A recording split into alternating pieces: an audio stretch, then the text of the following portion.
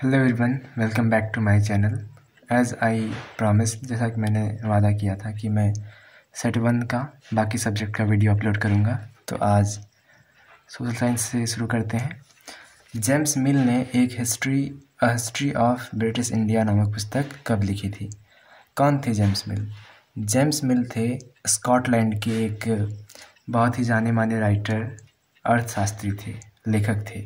उन्होंने क्या लिखा? A history of British India. ये उनकी एक पुस्तक थी जो उसने 1817 में लिखी थी। इस पुस्तक में जेम्स मिल ने भारतीय शासन व्यवस्था को 3 कालखंडों में बांटा। एक था हिंदू कालखंड, दूसरा मुस्लिम और तीसरा ब्रिटिश। उनका कहना था कि हिंदुस्तान का इतिहास जो है वो 3 कालखंडों का है, हिंदू का, मुस्लिम का और फिर ब्रिटिश का राज होने वाला है। आगे देखिए, भारतीय राष्ट्रीय कांग्रेस की स्थापना कब हुई थी? तो भारतीय राष्ट्रीय कांग्रेस की स्थापना 1885 में हुई थी, जिसके अध्यक्ष थे A.O. Hume. Vasco D gamma किस देश के निवासी थे? तो वास्को डी गामा कौन थे? वो थे भारत में आने वाले पहले व्यक्ति जिसने समुद्री मार्ग का उपयोग किया था, और वो आए थे पुर्तगाल से। ठीक है, तो पुर्तगाल से आने वाले समुद्री मार्ग का पहली बार खोज करने वाले व्यक्ति थे वास्को डी गामा। और आए कब थे? 1498 ईस्वी में। अब आगे देखिए, उद्योगों की जननी किसे कहते हैं? उद्योगों की जननी मतलब उद्योगों की शुरुआत हुई तो किससे हुई थी? पहले ज़माने में उद्योगों को चाहिए होता था ईंधन, वो मिलता था कोयले से। उस वक्त तांबा से नहीं बनाया जाता था, लोहा से नहीं और पेट्रोलियम से नहीं। तो उस वक्त किससे बनाया जाता था? कोयला से। तो कोयले को बताया जाता है उद्योगों की जननी। जननी मतलब माता। झारखंड के भगवान के नाम से किसे जाना जाता है? तो झारखंड में भगवान कहा जाता है बिरसा मुंडा जी को। क्यों कहा जाता है? आप लोगों ने जाना होगा, मैं आगे बढ़ता हूँ। वाष्प इंजन का आविष्कार कब हुआ था? तो वाष्प इंजन का आविष्कार हुआ था 1786 ईस्वी में। कब हुआ था? 1786 ईस्वी में। अगला क्वेश्चन, 1857 की क्रांति के समय दिल्ली के शासक कौन थे? जब 1887 की क्रांति हुई थी, जो थी सिपाही विद्रोह, उस वक्त दिल्ली का शासक कौन था? वो थे बहादुर शाह द्वितीय। बहादुर शाह द्वितीय। इनका एक और नाम था बहादुर शाह जफर। इनका क्या नाम था एक और? बहादुर शाह जफर। अगला क्वेश्चन देखिए, एशियाटिक रिसर्च नामक शोध मतलब होता है रिसर्च पेपर में जो लिखा था, वो एशियाटिक रिसर्च नामक शोध पत्रिका किसने लिखी थी? तो ये लिखा था किसने? विलियम जोन्स ने। किसने लिखा था? विलियम जोन्स ने।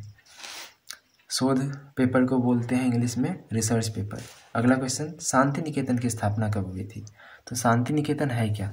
शांति निकेतन एक स्कूल का नाम था जिसकी स्थापना हमारे जाने माने प्रसिद्ध कवि और साहित्यकार नाम था रविंद्रनाथ टैगोर जी ने 1901 में करी थी। आप लोग जानते होंगे उनको। अगला क्वेश्चन, हिंदू उत्तराधिकार अधिनियम कब लागू हुआ? क्या होता है उत्तराधिकार अधिनियम? मतलब जो भी किसी भी पिता की बेटी होगा और बेटा होगा, दोनों को अधिकार है अपने पिता की संपत्ति पे। इसी को बोलते हैं उत्तराधिकार अधिनियम।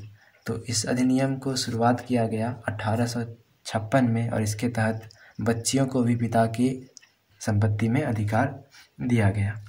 आगे बढ़ते हैं, क्वेश्चन नंबर 131 बढ़ते हैं। क्वेश्चन नंबर 131 है, ब्रह्म विवाह कानून कब बनाया गया? तो ब्रह्म विवाह कानून बनाया गया 1872 में। अगला क्वेश्चन, किसने स्वामी विवेकानंद को आधुनिक राष्ट्रीय आंदोलन का पिता कहा था? तो ये कोट करने वाले व्यक्ति का नाम था सुभाष चंद्र बोस जी। सुभाष चंद्र बोस जी का मानना था कि स्वामी विवेकानंद जी आधुनिक राष्ट्रीय आंदोलन के कौन है? पिता हैं, जनक हैं। इसके बाद, स्वराज हमारा जन्मसिद्ध अधिकार है और हम इसे लेकर रहेंगे, ये नारा किसने दिया था? ये नारा दिया था तिलक जी ने, जिसका नाम है बाल गंगाधर तिलक। तो स्वराज हमारा जन्मसिद्ध अधिकार है मतलब हम खुद से शासन करेंगे खुद पर, ये मेरा जन्मसिद्ध अधिकार है, हम इसे लेकर ही रहेंगे, ये दिया था नारा बाल गंगाधर तिलक ने। अगला क्वेश्चन, भगत सिंह को फांसी किस उम्र में दी गई थी? भगत सिंह आप लोग सब जानते होंगे, युवाओं के प्रेरणा स्रोत हैं। उनको फांसी बस 23 साल की उम्र में दे दी गई थी। इनके साथ और 2 देशभक्त भाइयों को फांसी दी गई थी, नाम था राजगुरु और सुखदेव। अगला, प्रधानमंत्री कौशल विकास योजना किस वर्ष लागू हुई? तो प्रधानमंत्री कौशल विकास योजना शुरू हुई 2016 में। ये क्या है? इसके तहत लोगों को कई सारे कौशल मतलब कई सारे स्किल्स सिखाए जाते हैं, कई सारे तौर तरीके, कई सारे काम सिखाए जाते हैं। अगला क्वेश्चन, बायोगैस किसके विघटन से बनता है? मतलब बायोगैस जो क्या क्या विघटित होगा कि बनेगा। बायोगैस क्या होता है? ये बायो मतलब जैविक चीज़ों से बनता है। किससे बनता है? जैविक चीज़ों से। तो गोबर जैविक है, जैविक सामग्री जैविक है, रसोई में अपशिष्ट जैसे कि सब्जियों का कटा हुआ छिलका सब, ये सब क्या है? जैविक है। तो इन सभी से मिलकर बनता है बायोगैस, जिसको हिंदी में जैव गैस भी बोलते हैं। विश्व में मक्का का सबसे बड़ा उत्पादक देश नाम क्या है? USA, संयुक्त राज्य America, United states of America, जो 50 राज्यों का समूह है। अगला, कनाडा किस महाद्वीप में स्थित है? कनाडा बहुत नाम सुना होगा आप लोगों ने। तो ये किस महाद्वीप में है? ये उत्तरी अमेरिका महाद्वीप में स्थित है। ठीक है, अमेरिका 2 है, एक उत्तरी अमेरिका, दूसरा दक्षिणी अमेरिका। तो उत्तरी अमेरिका का इधर जो पार्ट है यहाँ पे है कनाडा। अगला, विटीकल्चर किस उत्पादन से संबंधित है? मतलब विटीकल्चर के तहत कौन सी चीज़ का उत्पादन होता है? अंगूर का, मधुमक्खी का, फूल का या फिर रेशम का? तो होता है अंगूर का। किस देश को कॉफ़ी का कटोरा कहा जाता है? भारत को, ब्राज़ील को, पाकिस्तान को या फिर चीन को? ब्राज़ील को। किसको? ब्राज़ील को। नेक्स्ट क्वेश्चन,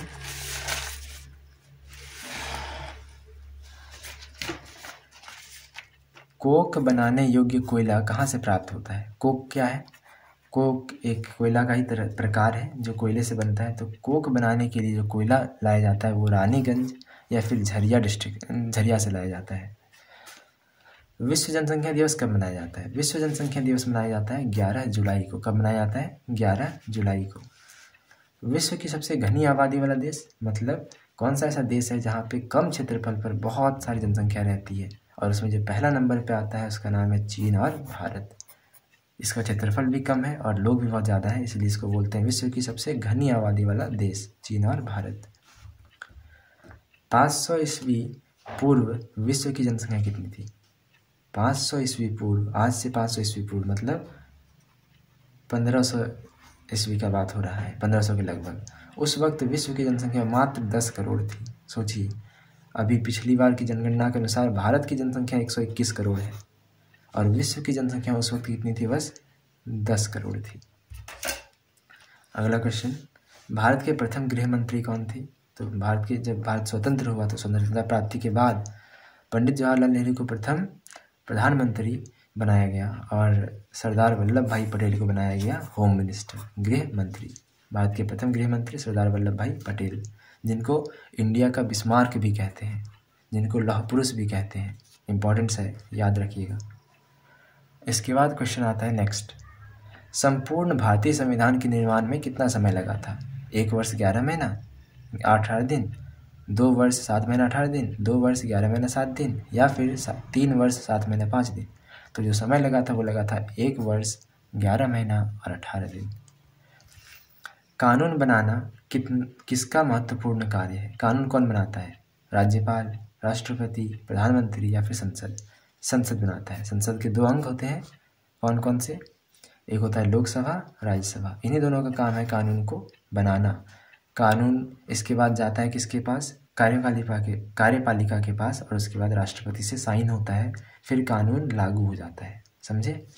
लोकसभा और राज्यसभा में क्या होगा? कानून बनेगा, जाएगा कार्यपालिका के पास, अगर वो भी राजी हो जाए तो वो भेजेगी राष्ट्रपति के पास, और राष्ट्रपति का अगर साइन आ जाए उसमें तो फिर कानून लागू हो जाता है।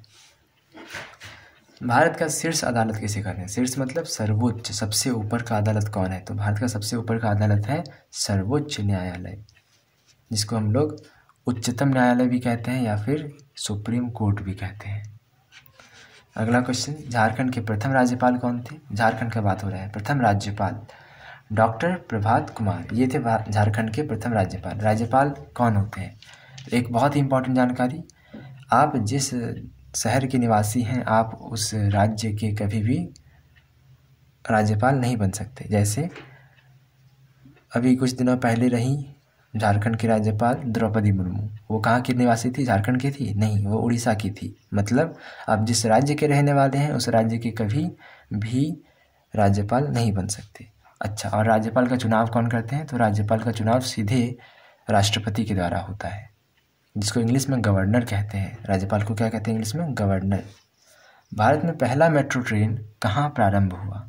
तो भारत का जो पहला मेट्रो ट्रेन था वो प्रारंभ हुआ था कोलकाता में। कहाँ? कोलकाता में। तो इस तरह यहाँ आके हमारे क्वेश्चंस कंप्लीट होते हैं सोशल साइंस के। अब बढ़ते हैं आगे, जो कि अब आने वाला है हिंदी। क्या आने वाला है? हिंदी। तैयार हो जाइए।